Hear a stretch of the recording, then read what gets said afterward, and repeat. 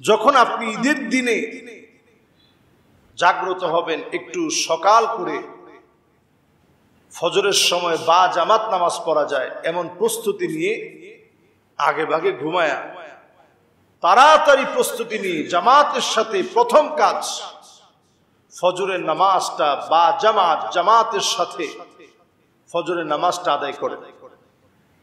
দ্বিতীয় নাম্বার কাজ হচ্ছে বাসায় যাওয়ার পর সুন্দর করে আপনি গোসল করেন। নবীজি সাল্লাল্লাহু আলাইহি সাল্লাম প্রতি ঈদে তিনি নিজে গোসল করতেন, পরিবারের লোকদেরকে গোসল করাতেন।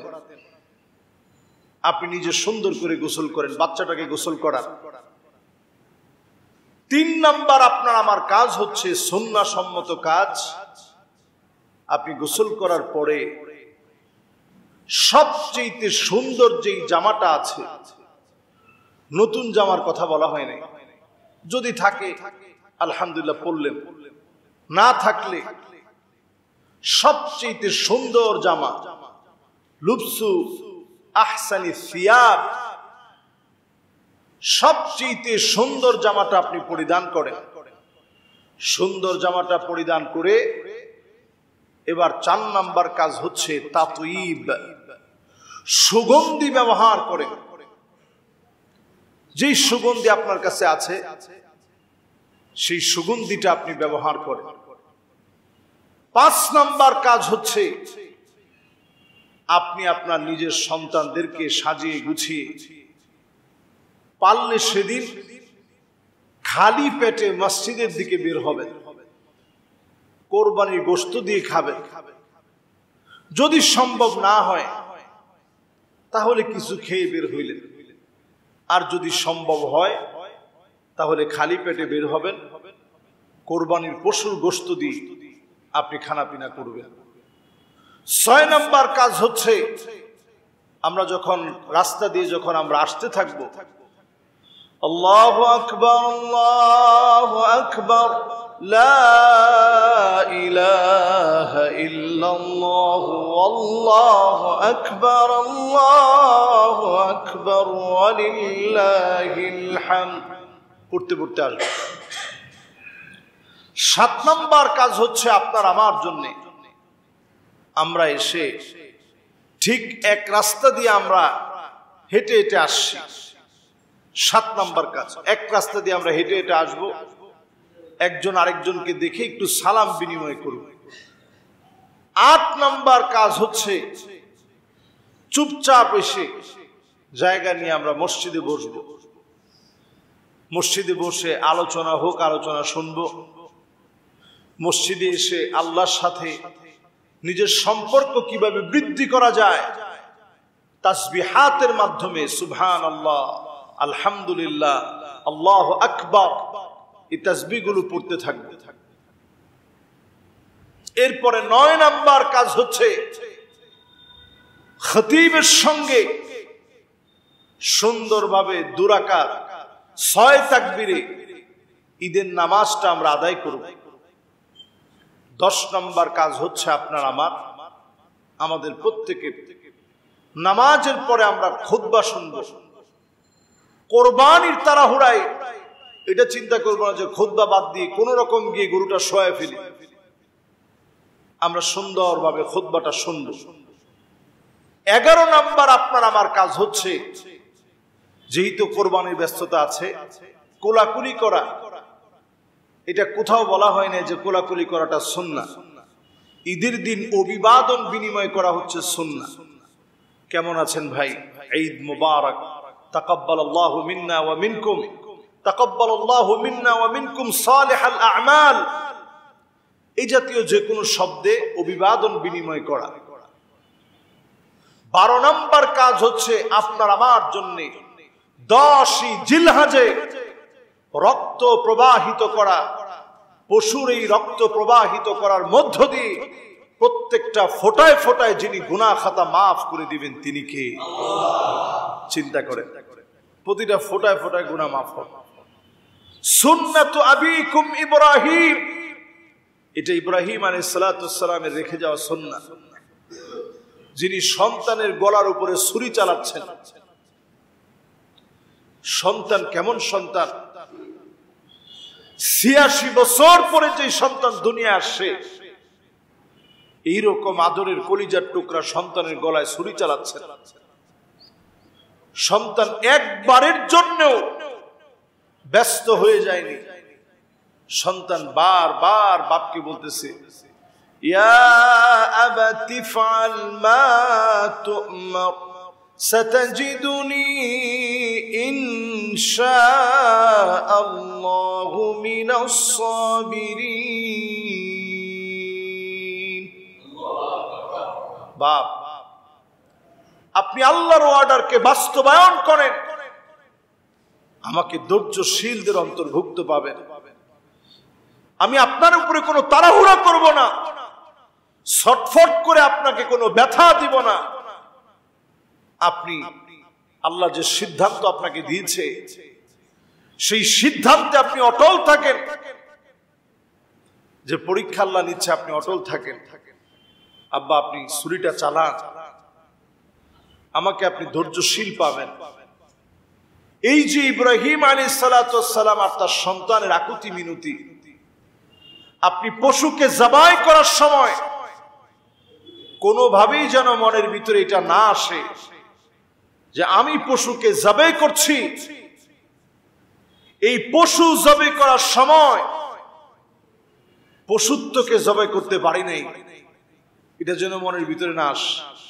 আমাদের দেশে দেখা যায় গরুর যে 4টা রগ আছে, ধমনী রগটাকে না কাটার আগেই আমরা কোন রকম 2টা রগ কেটে এরপরে গরুর যে স্পাইনাল কর্ড থাকে, স্পাইনাল কর্ডে সজোরে আমরা আঘাত করি, এতে করে গরুটা হার্ট অ্যাটাক করে। এবং এই হার্ট অ্যাটাকে গরুটার মৃত্যু হয় জবাইয়ের কারণে না, ব্রেন থেকে তার কানেকশনটা সঙ্গে সঙ্গে বিচ্ছিন্ন হয়ে যায়। আপনার একটু তাড়াহুড়ার কারণে কত বড় ক্ষতি হচ্ছে। নবীজি সাল্লাল্লাহু আলাইহি সাল্লাম পশুর ক্ষেত্রেও মানবিক আচরণ করতে বলছেন। আল্লাহর রাস্তে পশুর পশুত্বকে সে যেমন বিকিয়ে দিচ্ছে কোরবানি হওয়ার মধ্য দিয়ে, আমি মানুষ আমার পশুত্বকে আমি কতটুকুন কোরবানি করতে পেরেছি। 13 নাম্বার কাজ হচ্ছে আপনি আমি ময়লা আবর্জনা এদিক সেদিক ফেলে কাউকে আমরা কষ্ট দিব না। আপনি আমি যদি ময়লাটা যত্রতত্র না ফেলে এই সমাজটাকে, দেশটাকে পরিষ্কার রাখার চেষ্টা করি, আরেকজন ভাইয়ের উপকারে কাজ করি, এটাও সওয়াবের কাজ হবে। প্রিয় ভাইয়েরা, 14 নাম্বার কাজ হচ্ছে একটা টুকরা গোশত খাওয়ার সময় চিন্তা করবেন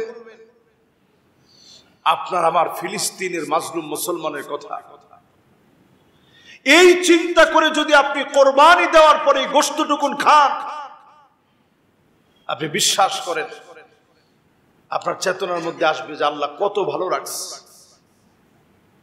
আজকে দেখেন কতগুলো ঈদ চলে যাচ্ছে, রোজার ঈদটা চলে গেল, কোরবানির ঈদ আসছে, আমাদের এই ভাইদের ঘরে কোনো ঈদ নাই। আমাদের এই ভাইগুলো খেয়ে না খেয়ে দিনের পর দিন পার করে দিচ্ছে ফিলিস্তিনের মাজলুম মুসলমান। চেতনায় যদি আপনি কোরবানির ঈদে আত্মত্যাগের মহিমায় নিজেকে যদি উৎসর্গ করতে না পারেন, নিজে যদি চেতনার ভিতরে মাজলুম মুসলমানদের কথা জাগ্রত করতে না পারেন, একদিকে গরুর গোশত খেয়ে যদি আপনি কোকা কোলা খান, 7 আপ খান, স্প্রাইট খান, কসম আল্লাহ আপনি মুসলমানের চেতনার সাথে আপনি গাদ্দারি করলেন। ঠিক কিনা বলে? আমাদের দেশে চলমান যে বয়কট চলছে, আমি মনে করি এটি আল্লাহ রাব্বুল আলামিন তৈরি করিয়ে দিয়েছে। কারণ কোরবানি আসলেই স্বাভাবিক একদিকে গরুর গোশত খাওয়া অনেক বেশি, এরপরেই দেখা যায় একটু কোকা কোলা না খেলে, স্প্রাইট না খেলে, 7 আপ না খেলে, ফান্টা না খেলে কেমন যেন জমে ওঠে না। অস্বাস্থ্যকর, যার ভিতরে কোনো স্বাস্থ্য গুণাগুণ নাই। অসুস্থ হওয়ার জন্য যা যা উপকরণ দরকার, একটা মানুষের শারীরিক ক্ষতি হওয়ার জন্য যা যা উপকরণ দরকার সব এই কোকা কোলার ভিতরে তারা দিয়ে রাখছে। তাদের দেশগুলোতে গিয়ে দেখেন তারা কি পরিমাণ খায়, আর আমাদের দেশগুলোতে এসে দেখেন আমরা কি পরিমাণ খাই। দেদারসে আমরা চালিয়ে যাচ্ছি। এই অস্বাস্থ্যকর খাদ্য, এই অস্বাস্থ্যকর পানীয় দিনের পর দিন আমাদের দেশে চলছে। আল্লাহর অশেষ মেহেরবানি, আল্লাহ মনে করিয়ে দিয়েছে তোমরা যারা কোরবানি করবা লাখ লাখ টাকা খরচ করে, আজকে তোমার মনের এই ইচ্ছাকে তুমি জাগ্রত করো।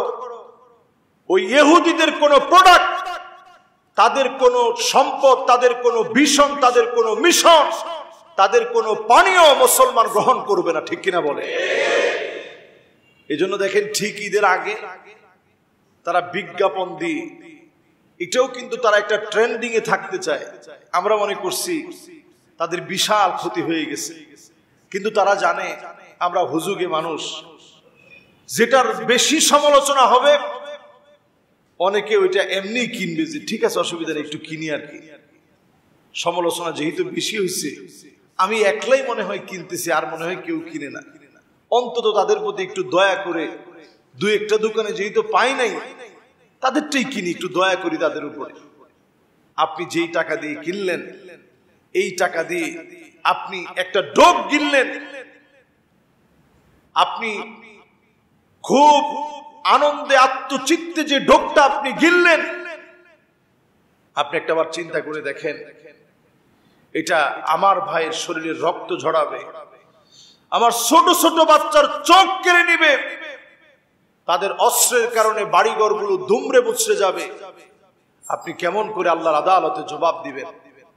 এজন্য এবার নিয়ত নেন, যে হালতে থাকবেন, বয়কট শুধু তাদের একটা প্রোডাক্টের নয়, তাদের সমস্ত প্রোডাক্টের ব্যাপারে।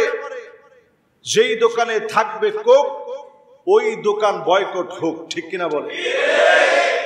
এরকম তাদের সকল প্রোডাক্টের ব্যাপারে আমরা যদি আমাদের ইমানি দায়িত্ব পালন করি, অন্তত আল্লাহর কাছে এই সময়টাই বলতে পারবো যে আল্লাহ, কোরবানির এই মহিমান্বিত সময়, রক্তের ফোঁটায় ফোঁটায় পশুর যে পরিমাণ লোমকূপ রয়েছে, সম পরিমাণ সওয়াব দানের এই সময়ে আমি আমার নিজের পশুত্বকে কোরবানি করেছি, ইচ্ছাগুলোকে কোরবানি করেছি। আল্লাহ আপনার কাছে আপনাকে মহব্বত করে ভালোবেসে সওয়াবের আশায় সব বিসর্জন দিয়েছি। যদি এরকম দিতে পারেন, মেহমান কি মনে করলো, প্রেস্টিজ মনে হয় চলে গেল, এ সব বাদ দিয়ে আল্লাহর জন্য কোরবানি হন, আল্লাহ রাহে কোরবানি হন।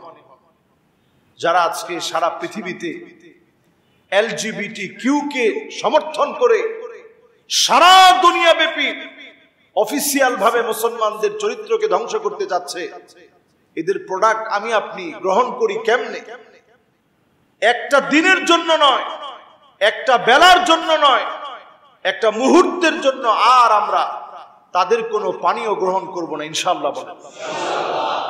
সম্মানিত ভাইরা, 15 নাম্বার আপনার আমার কাজ হচ্ছে এই মোবারক সময়, বরকতের সময়ে আপনি আমি আইয়ামে তাশরীকের এই দিনগুলোতে 5টা দিন 23 ওয়াক্ত সালাতে আপনি আমি নামাজের সালাম ফিরানোর পর আমরা উচ্চ আওয়াজে বলার চেষ্টা করব, আল্লাহু আকবার, আল্লাহু আকবার, লা ইলাহা ইল্লাল্লাহ, আল্লাহু আকবার, আল্লাহু আকবার, ওয়ালিল্লাহিল হামদ।